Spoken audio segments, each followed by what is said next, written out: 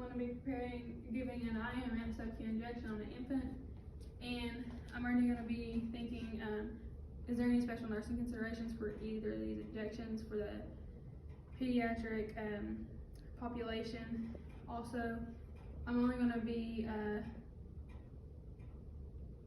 preparing one med at a time, or not one med, one patient's med at a time, never two patients med at the same time. And I'm just going to get that out of the way. And I'm also going to, for both of these drugs, is there any special nursing considerations? What are the nursing actions? What is the purpose of this drug? Why am I giving it? What's the appropriate route for the drug? The safe dose range for the drugs? And are there any adverse reactions for the drugs or anything like that I need to know about? So I'm going to the Peds. I'm going to get my drug. So I'm always going to prepare my drugs with the 6 routes of medication administration. So right dose, right route, right time, right drug, right patient, and right documentation, right reason. That's 7. And then I'm going to verify my order and verify the medication. It's my first check. Making sure I do that. So I'm still at my Peds, and I'm going to do my second check. My second check is whenever I get the med out of the drawer. I'm going to check expiration date. I'm going to check what route I need to be given. I'm going to do any of my drug calcs I need to do, like, get my doses ready for calculations.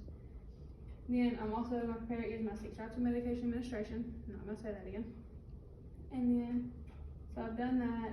And I'm also, for my second check, I'm matching it up to the mark, making sure it's right for the right patient and stuff like that. It's what I'm supposed to be giving, both of the drugs. So then I'm closing my Peds. I'm taking the medication with me to my pocket. I've already, not in my pocket, in my hands. I'm carrying it. And then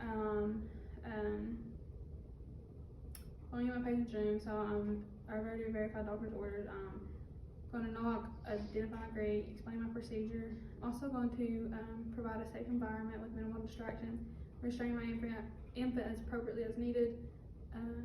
I'm going to, for my language and my educational purposes, I'm going to be able to make sure that the mom understands what I'm doing, and for the education and teaching and stuff. I'm not going to be talking to the infant because it's an infant and it's not going to be able to understand me, so I'm going to be talking to the mom. If it was an older Peds patient, I would try to be explaining it to them as well. So for the appropriate age, I guess. And then, so I got everything ready. And my third check is always going to be done at the bedside, always. So I'm, matching it up with, I'm verifying the patient's name, date of birth, all that, right patient, right drug, right dose, all that good stuff. So checking their wristband to make sure that it's going to be a leg band on an infant. So I'm checking their band to make sure it's right. I'm asking mom, does she have any allergies? Mom says no. So we're good there. And after I am done with my medication, administering both of them, I'm never going to leave them at the bedside, ever. So I've come in, I've washed my hands, all that good stuff, explain my procedure. So I've washed my hands, I have gloves on. I have gloves on. There's none in the lab that aren't nothing but small, so I have gloves on. And I'm going to get it ready, and I'm going to be doing 2 injections, IM and sub-Q. You always want to make sure that the injection, for whatever you're giving, if it's sublingual, whatever, you're giving it the right route. And so I'm going to do my IM first. This goes in the vastus lateralis of the infant, 90-degree angle. So I'm wiping, injecting it. Obviously it would have the cap off.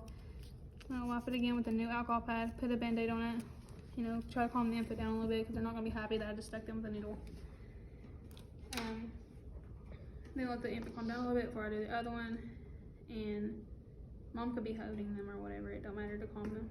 So my sub-Q goes into the fatty tissue of the anterior thigh at a 45-degree angle.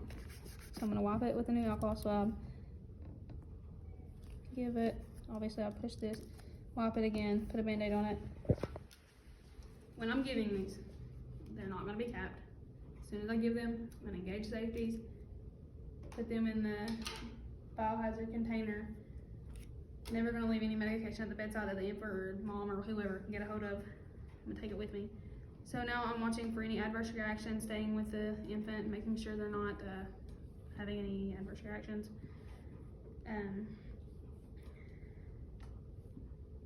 Helping mom calm them down or whatever. All that's already in the biohazard, all that.